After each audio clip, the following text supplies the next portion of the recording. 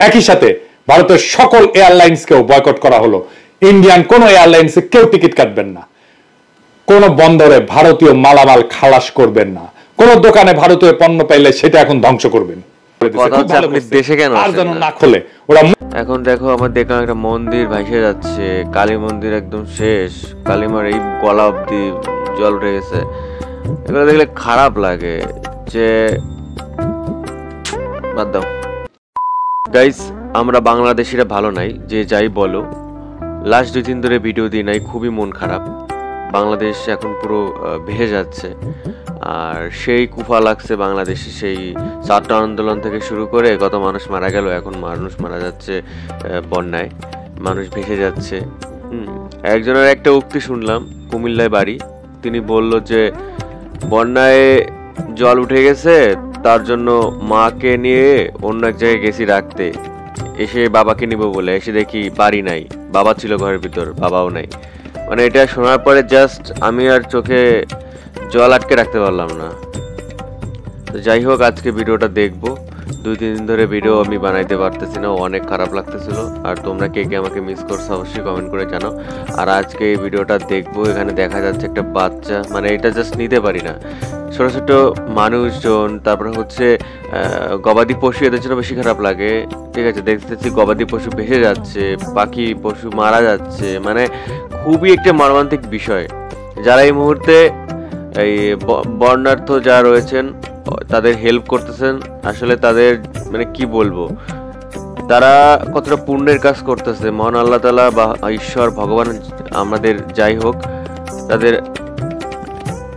যাই হোক বাদ দাও। তো আজকে ভিডিও আমি পিনাকি ভট্টাচার্যর ভিডিও ইউজ করেছি অনেকদিন পরে। তোমরা অনেক রিকোয়েস্ট করতেছো, অনেক ইনস্টাগ্রামে তো সবাই বলতেছে দেখো আজকে একটা ভিডিও ছাড়ছে বন্যা নিয়ে, এখন কি হয়েছে কেমনি কি সেটা আজকে দেখবো। দেখো আমি একজন সাধারণ মানে একজন মানুষ, আমি তোমাদের সাজেস্টে ভিডিওগুলো দেখি, আসলে ভিডিওর ভিতরে কি এটা তো জানি না।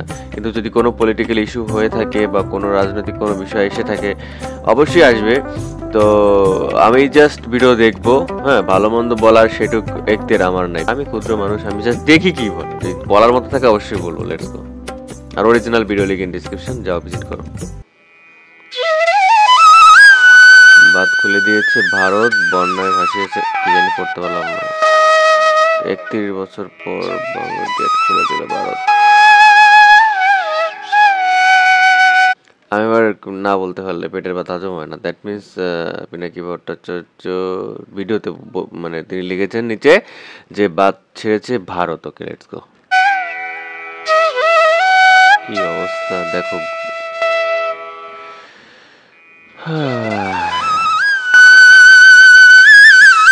আমাদের তাহলে কষ্টের আর অবধি নাই, একটা কষ্ট লাগিয়ে যাচ্ছে।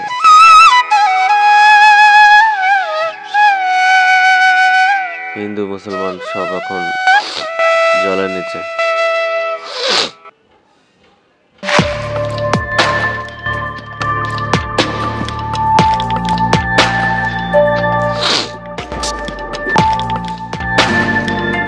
ফুল ভিডিও দেখার রিকোয়েস্ট রইলো।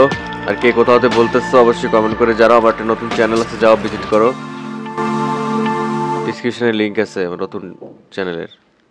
1993 সালের পর প্রথম ত্রিপুরার ডুম্বুর জলবিদ্যুৎ প্রকল্পের বাঁধ খুলে দিছে ইন্ডিয়া, আর তার সাথে খুলে দিছে গজলডোবা বাঁধ।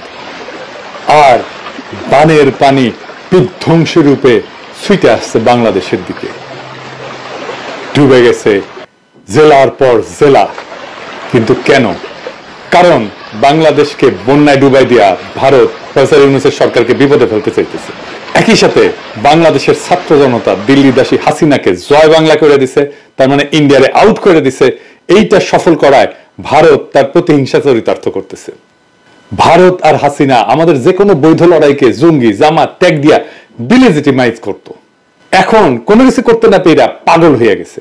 হাসিনার পতনের সাথে ইন্ডিয়া আউটের সাথে কেমনে এই বাঁধ খুলে দেওয়া জড়িত, আসেন সেটা আমরা দেখি। বিরোধী দলের আন্দোলনকে যদি জঙ্গি আন্দোলন হিসেবে দেখানো যায়, তাহলে এর বিরুদ্ধে পশ্চিমা দেশগুলোকে উস্কে দেওয়া যায়, এবং এটাই করে আসছে আওয়ামী লীগ দিনের পর দিন, যুগের পর যুগ ধরে।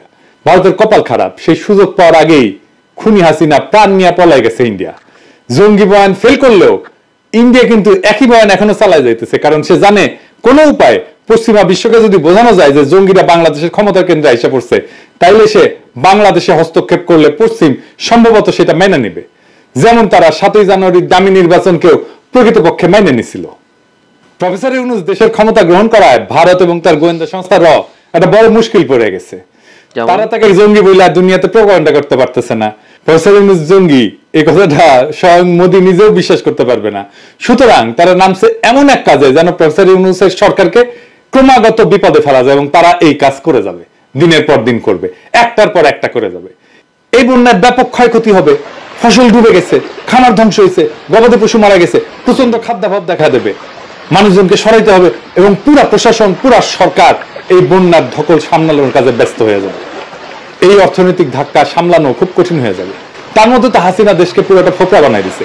এখন তাদের একটাই মিশন, তা হইল প্রফেসর ইউনূসের সরকারকে যেভাবে পারে বেকায়দা ফেলা, এই বাঁধ খুলে ডুবায় দেওয়া তারই একটা পদক্ষেপ। এই বন্যা পরিকল্পিত বন্যা, এটা কোনো প্রাকৃতিক দুর্যোগ না। কোনো সতর্কতা ছাড়া একবারে বাঁধ খুলে জনপদের পর জনপদ ডুবাই দিছে। আইন অনুসারে এটা করতে পারে না, কিন্তু সতর্কতা দিতে হবে এবং ধীরে ধীরে পানি ছাড়তে হবে, এটাই নিয়ম। এটা প্রতিহিংসা, আর এইটা আমরা ভারতের মিডিয়ার হেডলাইনে দেখতে পাই। দেখেন কি লিখছে, কি নির্মম রসিকতা। কি লিখছে? সতর্কতা দিতে হবে এবং ধীরে ধীরে পানি ছাড়তে হবে, এটাই নিয়ম। এটা প্রতিহিংসা, আর এইটা আমরা ভারতের মিডিয়ার হেডলাইনে দেখতে। কি লিখছে? বাংলাদেশ ভারত চলো জ্বালা আসলো বাংলাদেশ, আচ্ছা ত্রিপুরা রোড। পাই দেখেন কি লিখছে, কি নির্মম রসিকতা। অবশ্য আমাদের পোলাপানেরা ওই রসিকতার পরে ওই ওয়েবসাইটে জয় বাংলা করে দিয়েছে হ্যাক কইরা। ত্রিপুরার প্রায় 10-12 জন বলে মারা গেছে। ভারতের এই প্রতিহিংসার মুখে বসে থাকবো না, এইটার দাঁত ভাঙা জবাব দিতে হবে। এই দাঁত ভাঙা জবাব হিসেবে আমরা টোটাল ইন্ডিয়া বয়কটের ডাক দিচ্ছি। আমরা এর আগে ইন্ডিয়ান প্রোডাক্ট বয়কট করছিলাম, কিছু সিলেক্টেড প্রোডাক্ট বয়কট করছিলাম, এইবার আমরা টোটাল ইন্ডিয়া বয়কটের ডাক দিচ্ছি। শুধুমাত্র ইন্ডিয়া পণ্য না, সেই সাথে ইন্ডিয়া থেকে সকল প্রকার শিল্পের কাঁচামাল আনা বন্ধ হবে। ছাত্র জনতা এটা নিশ্চিত করবেন। তৃতীয় দেশ থেকে কাঁচামাল আনলে খরচ যদি কিছুটা বেশিও পড়ে, সেটা আওয়ামী চাঁদাবাজি বন্ধ হয়, শিল্পের মালিকানা পুরোপুরি পুষায় নিয়েও লাভের খাতায় কিন্তু থাকবেন। সব ঠিক আছে, কিন্তু সব ক্ষেত্রে কিন্তু সিন্ডিকেট আছে বাংলাদেশ, এইগুলাকে ভাঙা দরকার। এদের কারণে সবকিছুর দাম 3 গুণ হয়ে যায়। এই সিন্ডিকেটগুলো ভাঙাতে হবে। যে নতুন সরকার আসছে, এখন এই পদক্ষেপটা না নিলে কিন্তু সাধারণ মানুষ, আমরা যারা একটা জিনিস কিনতে গেলে 3-4 গুণ দামে কিনতে হচ্ছে। হ্যাঁ, বড়লোক যারা, তারা তো অনায়াসেই কিনতে পারতেছে। যারা মিডিল ক্লাস ফ্যামিলি, তারপরে নিচে নিম্ন মধ্যবিত্ত, একদম নিম্নবিত্ত, তারা কি করে জিনিসটা কিনবে? এই সিন্ডিকেটটা আগে ভাঙা উচিত, তারপরে অন্য কিছু। ঠিক আছে, কি বলবো? শিল্পের মালিকানা পুরোপুরি পুষায় নিয়েও লাভের খাতায় কিন্তু থাকবেন। আমাদের সাপ্লাই চেইন ইন্ডিয়া থেকে সরায় নেওয়ার এটাই মোক্ষম সময়। একই সাথে ভারতের সকল এয়ারলাইন্সকেও বয়কট করা হলো। ইন্ডিয়ান কোন এয়ারলাইন্সে কেউ টিকিট কাটবেন না, কোন বন্দরে ভারতীয় মালামাল খালাস করবেন না, কোন দোকানে ভারতীয় পণ্য পাইলে সেটা এখন ধ্বংস করবেন। আমরা এর আগে বলছিলাম তুলে নিতে বলবেন, না রাখতে বলবেন, কিন্তু এখন বলতেছি এটা ধ্বংস করবেন। কোন ভারতীয় পণ্য বহন করবেন না, কোন পরিবহন যেন না পায় পণ্য নিয়ে আসার জন্য। ওরা ভিসা সেন্টার বন্ধ করে দিয়েছে, আর যেন না খোলে। ওরা মৈত্রী ট্রেন নাকি চালাইতে উৎসাহ পাইতেছে না, চালাস না, আমরা খুব খুশি, না চালাইলে আমরা সবচেয়ে খুশি হব। সরকারকে আহ্বান জানাচ্ছি, ভারতের সাথে সকল চুক্তি উন্মুক্ত করেন, যা যা এক্ষুনি বাতিল যোগ্য সেইগুলো বাতিল করেন। মোংলা পোর্ট দিয়ে দিচ্ছেন, ট্রানজিট দিচ্ছেন, সব বাতিল করেন। টোটাল ইন্ডিয়া আউট বাস্তবায়ন করে আমরা ইন্ডিয়াকে উচিত জবাব দেব, যা তারা বহু যুগ মনে রাখবে। আর কি করব? আর কি করবে দেখি। ইন্ডিয়া শুকনা মৌসুমে কখনোই চুক্তি মোতাবেক আমাদের পানি দেয় নাই, অথচ বর্ষার সময় আমাদের পানিতে ডুবায় মারে। ভারতের এই জঘন্য খেলা বন্ধ করার এটাই সময়। ভারতের কাছে পানি পাওয়া, যেটা আন্তর্জাতিক আইনে আমাদের প্রাপ্য, তার আশা করা বাতুলতা। আমাদের সামনে একটাই টেকসই দীর্ঘমেয়াদী সমাধান আছে। কি সেটা? এক মিনিট আমার একটা প্রশ্ন আছে, আমি তার ব্যক্তিগত বিষয় নিয়ে একটু কথা বলি।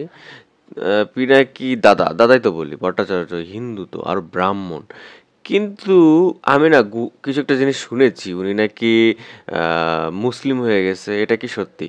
এটা তো পার্সোনাল ম্যাটার, এটা নিয়ে কথা বলার রাইটস আমার নাই, তারপরও একটু মানে কিউরিয়াসিটি ছিল যে আসলে আদৌ কি মানে একটা ব্রাহ্মণ এরকম, যাই হোক হতে পারে, হতে পারে, আই ডোন্ট নো। সেই সমাধান হইতেছে তিস্তা প্রকল্পের মতো সকল নদীতে ওয়াটার ম্যানেজমেন্ট প্রকল্প বাস্তবায়ন করা।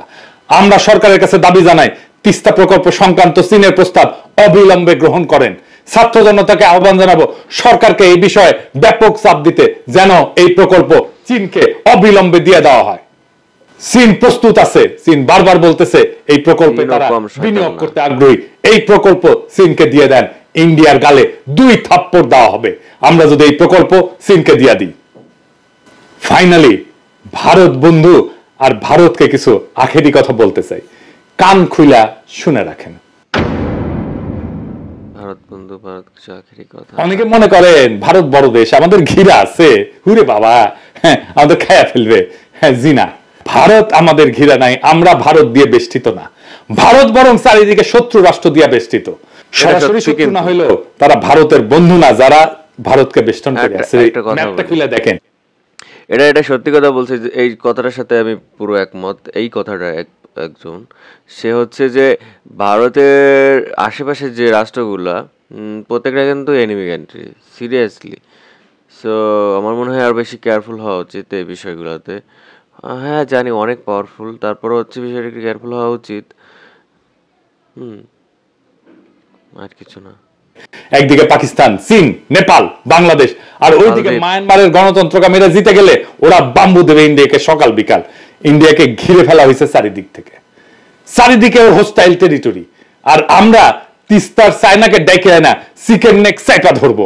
15 বছর ফ্যাসিবাদের ঘানি টানাইছে ইন্ডিয়া, এইটার মূল্য ইন্ডিয়াকে চুকাইতে হবে কড়ায় গন্ডায় আগামী 50 বছর ধইরা।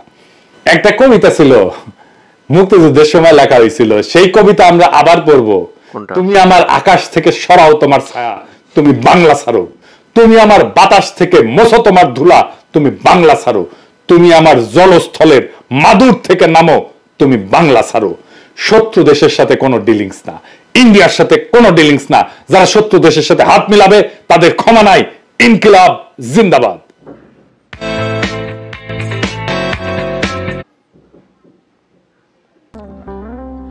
ওকে ওকে ওকে ভিডিও দেখলাম। হচ্ছে একটা রিকোয়েস্ট, এই ধরনের পলিটিক্যাল ইস্যুতে কোনো রকমের কমেন্ট আমি করতে চাই না। কমেন্ট করার মতো যোগ্যতা আমার নাই, সিরিয়াসলি। একটাই রিকোয়েস্ট করতেছি, কোথাও আমার ভিডিও দেখছো অবশ্যই কমেন্ট করে জানাও। উপরের তলায় নতুন কাজ চলতেছে, 3 বর টুকটাক টুকটাক টুকটাক করে মাথা শেষ করে দিল। ভিডিও বানাতে পারি না, ঘুমাইতে পারি না, কি যে একটা অবস্থা, পড়াশোনা করতে পারি না। মানে একটা দিন বাসায় নিরিবিলি বসে ঘুমাবো, বই পড়বো, মানে সেরকম প্লে, মানে আশাটা ছাড়তে হবে খুব জলদি, যা বুঝতেছি আমি, তো ভালো লাগে না। তো guys thank you for watching. And অনেকদিন পর তার ভিডিও দেখলাম আমি, স্পেশালি তার ভিডিও দেখি না, অনেকদিন ধরেই দেখি না। আর স্পেশালি তার যখন 15,000 সাবস্ক্রাইবার, তখন থেকেই আমি তার ভিডিও দেখি। ভালো লাগতো প্রথম, কিন্তু মাঝে মধ্যে কি মানে মাঝে মধ্যে ভালো লাগে না, অনেকটা হয়ে যায়, পার্সোনালটাকে যায়, এবং পার্সোনালটা কোনো পছন্দ না। তো গাইস দেখা হচ্ছে নতুন কোনো ভিডিওতে। আর আমি মনে করি কি জানো তো, ভিডিও শেষে একটা কথা বলি, বলবো করে না বলতেছি, সেটা হচ্ছে যে মানে আমাদের উপর থেকে অনেক ঝড় ঝঞ্ঝা যাচ্ছে, স্পেশালি বাংলাদেশিদের। এখন দেখো আমার দেখলাম একটা মন্দির ভাইসে যাচ্ছে, কালী মন্দির একদম শেষ, কালীমার এই গলা অব্দি জল উঠে গেছে। এগুলো দেখলে খারাপ লাগে, যে বাদ দাও। তো গাইস ভালো থাকো, নমস্কার, লাভ ইউ। নতুন হলে প্লিজ চ্যানেলটা সাবস্ক্রাইব করো। আর আমার সেকেন্ড ব্লগে যাও, এটা ঘুরে আসে, ভালো লাগবে। ওখানে কমেন্ট করে বলো, তাহলে তোমার নাম আমি পরবর্তী ভিডিওতে মেনশন করবো। বাই, ভালো থাকো সবাই।